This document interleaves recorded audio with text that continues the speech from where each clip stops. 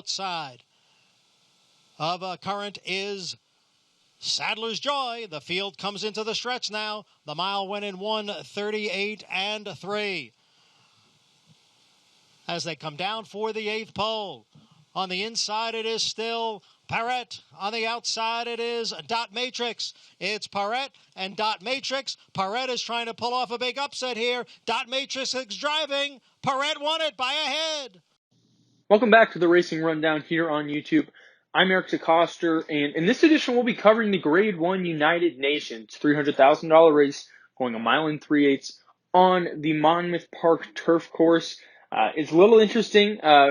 As many know, Saratoga has decided that all the jockeys that ride there, they have to ride the entire meet, or otherwise they cannot ride at Saratoga. If they leave, or if they've ridden at a different track before the meets, or while the meet's going on, if they ride anywhere else, they are not allowed back in the jockeys' room to ride. So a lot of interesting jockeys here. I don't know how many of these riders would have been aboard had things been different, but nevertheless, it is a situation and a lot of capable guys in the saddle. Just wanted to, start by noting there's going to be, a lot of interesting riders that probably wouldn't normally be getting these chances in this Grade 1. So we're going to go horse by horse, discuss their chances, what they've done recently, for the most part, unbiased opinion. Then go into the pace scenario. It's gonna factor like it always does in these longer races. And then finally, my picks at the end. But the main goal, as always, is to inform. So we'll start with the one that is Arklow for Brad Cox. Interesting horse. He is definitely the class of the field. He's a Grade 1 winner when he won the Turf Classic last fall at Belmont. He's lost his last 4 races, and he's going to be, if he runs, I'm pretty positive that if they entered him, they're going to run him. But he's going to be coming off just a 6-day layoff. He was 6th in the Elkhorn last time out. He just never seems to want to get the job done. Even in that Grade 1 win, he wasn't beating the best horses in the world. And he's been beaten by better horses every time. Zulu Alfa, who's probably the leader in this very wide open turf route division. He's beaten him in 2 of his last 3 starts, and even going back to last year before the Breeders' Cup turf, 2 starts before his Breeders' Cup turf attempt. He lost the Kentucky Turf Cup to Zulu Alfa. So losing to good horses, and it is a slight relief here, but when you have a horse that just consistently does not get the job done, only 1 win in his last 10 starts, it's concerning. He's going to run a good race, a lot of seconds, a lot of thirds throughout his career, but I just have a hard time believing he'll get the job done. But on pure class and speed figure-wise, he is the best horse in the race. Mike Smith is also going to be aboard for the first time in this race. The 2 Standard Deviation, interesting horse, 6th last time out in the Tiller. That was a overnight race that was added to the Belmont meet. That was in the first weekend of June. It's interesting, though. A lot of the horses in this race do exit that Tiller at Belmont Park, even including the winner. And we'll talk a little bit more about the strength of that race a little later. But he was 6th in that race. That was the first off a layoff 2 starts ago. In February, he ran in a Grade 1 in Cutter, and he was 2nd behind a very talented horse overseas. So he's throwing it down on the world level, running up in $1 million race. Those were his lone starts this year for trainer Graham Motion. As a 3-year-old, he was very classy. Grade 1 placed when he was 3rd in the Hollywood Derby, and a couple other graded stakes placings here and there. So this is a nice horse. I do like him more 2nd off the bench. That Tiller probably needed that race. It was a little bit of a weird race. But he ran okay, even though he was 6th, only beaten 2 3/4 lengths. So he's a good horse. Plain and simple, he's a good horse. Trevor McCarthy, very capable rider in the saddle. I like this horse. He's very intriguing to me, the 2 Standard Deviation. The 3 Mugsomatic, 1 of 2 here for Mike Maker. Maker's only trained this horse. This will be his 2nd start in the barn. This is a former Jason Service trainee. However, his 1 start for Mike Maker was a win. That was a listed race, or a state bred race, down at Gulfstream Park about a month ago.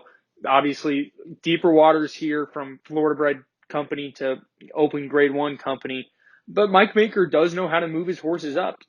In addition, in those state bred races he has been running in, and in some of the allowance races he's been running in, very impressive numbers, speed figure wise, and very good finishing ability. Comes from a bit off the pace. And Paco Lopez is aboard, and he's always the leading rider at Monmouth. He rides that track probably better than any track he rides. So a lot of good things boding for this horse, especially that, a win off the layoff is impressive. You only hope he doesn't bounce, but it's the Mike Maker barn. It's hard to envision this horse bouncing. Probably the biggest concern, in my opinion, is that he's never ran further than 1.8 miles. However, he has finished well in those 1.8 miles races, so more distance might not be a problem. The 4, Eve's Medal, interesting horse, because he's only made one start. It'll be about 2 weeks heading into the race. He was second in a maiden special weight at Monmouth, going 1.16 miles on the grass course. He broke horribly, closed very well to finish second at 66-1. I'm not going to say anything good about him because there is nothing, good about him on paper. However, if he broke well in that last race, he probably gets the job done based off the replay. But it's such a big jump. He's going to be at least 99-1. I think it's easy to say he could throw the 4, Eve's Medal, out. The 5, Aquaphobia. This is the other Mike Maker horse. A lot of class from this horse. He's ran in some not big races, but some bigger races, including fourths in 2 Grade 2s this year, both the Muniz Memorial at the Fairgrounds and last time out went fourth in the Wise Dan behind the very talented Factor This. This is the longest Aquaphobia's ever ran, but pedigree-wise, he should be able to get this 1 3/8 miles just fine. Joe Bravo aboard, working very well. This is your prototypical Mike Maker, graded stakes winner on the grass. This was a former claim for Maker. He's won only one start in his barn. That was in February of this year. But then 3 straight losses, but 3 really good races in a row, beaten by Factor This twice, who's a very good horse, and then once by Halliday, who's a nice Todd Fletcher trainee on the grass. And in addition, in that race 2 back where he lost to Halliday, he finished in front of Social Paranoia, who came back to win the Poker Stakes a couple weekends ago. And if we go into that last race, we look at the Wise Dan last time out. Parlor, who was third, very nearly won the Maker's Mark Mile at Keeneland this past weekend, and he only beat Aquaphobia by a half length. So really nice back class. Intriguing horse. Mike Maker knows how to get the job done in these kinds of races. One to consider for sure. The 6, Current, another one that exits the tiller. He was 5th there, beaten 2.5 lengths as one of the favorites. However, 2 starts back, he was very impressive when he was beaten just a neck in 3rd in the Pan American. In that race, he nearly finished ahead of Zulu Alfa and lost to a good horse in Bema's Boy. So so we know he can go the distance based off that race. Last time out in the tiller, though, he just never looked like he was going to pack the punch. He's been running. He's danced all the big dances on the dirt a couple times, on the turf. A lot of big races for this horse, but he's failed to get the job done. He has not won since the Bourbon Stakes at Keeneland at 2. So he's lost, I believe, 10 races since then, at least 10 or 11 races. So there's concern in that sense. I don't love him in this group, even though this is a horse I have liked for a while. He just fails to get the job done just about every time. But if you go to that race, if you draw a line through the tiller, which if you can find a reason to do that, go ahead. But if you go 2 races back, he easily is the standout in this group. But that last run was so concerning. I have a hard time believing he'll run much better than that. The 7, Dionysus. This is going to be his first run of the year and first run for new connections in this race. Local Mid-Atlantic connections from formerly was in the barn of Gary Capuano. This horse coming off a race on the dirt where just nothing went right. Very wide, broke slowly, no punch, well beaten in last, but that was on the dirt. 2 starts go on the grass. He won the Japan Turf Cup at Laurel Park.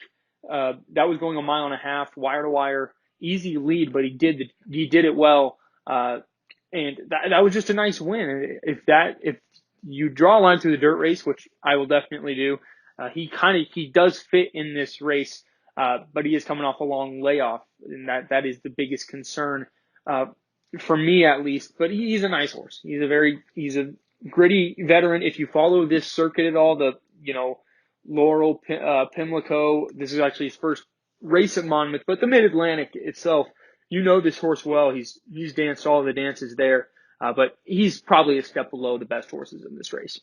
The 8 Corelli, this is his second time in the U.S. For trainer Jonathan Thomas, formerly in the John Gosden barn over in Europe. A lot of back class here. This horse was a pretty talented 3-year-old, kind of lost form at 4, and now is a 5-year-old in America. 7th, beaten 3 lengths in the Tiller last time out. That was coming off a long layoff from last September, so a lot of time in between races, about 9 months.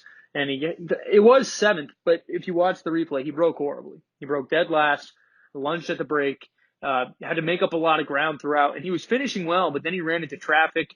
The jockey Dylan Davis seemed like he was just like, I'm just going to ride him out the rest of the race. There's no point in trying much more, because they ran into so much trouble after the bad break.